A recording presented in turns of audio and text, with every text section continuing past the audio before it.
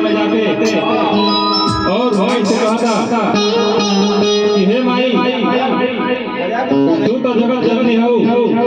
तो से हम क्या बताएं, अपन परिचय बतावता माई के दरबार में कैसे भैया